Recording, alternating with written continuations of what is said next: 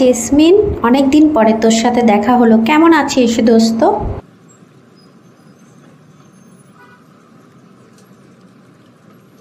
I তো ভালোই আছি, তুই কেমন আছিস? অনেক দিন পরে তোর সাথে দেখা হইলো, ভালোই লাগছে। সেই যে গেলি, এমন ভাবেই গেলি, বান্ধবীর একটু খোঁজও নিলি না। তুই আমারে কেমনে ভুইলা গেলি?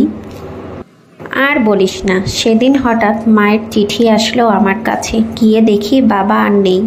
এরপর থেকে পুরা সংসারের দায়িত্বই আমার। ছোট বোনটাকে কলেজ পড়াতে হবে, ছোট ভাই একটা, তার স্কুলের খরচ, সব মিলিয়ে আমি একেবারে শেষ হয়ে গিয়েছিলাম বান্ধবী। তাই তো তোদের আর খোঁজ খবর নিতে পারিনি।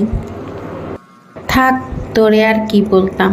সেই যে গেলি তুই, যাওয়ার পরে বাবাই ধইরা আমার এক ছেলের লগে বিয়ে দিয়ে দিল। আমার জীবনটাই শেষ হইয়া গেলাম। ছেলেটা মাতাল, দিন রাত আমারে অত্যাচার করে, রাইত হইলে প্রচুর মারে। কি কমু তরে? থাক দোস্ত, কান্দিস না। কপাল কার কি আছে কেউ জানে না। কপালে এটাই লেখা ছিল আমাদের নিয়তি। কষ্ট পাইস না দোস্ত আমার।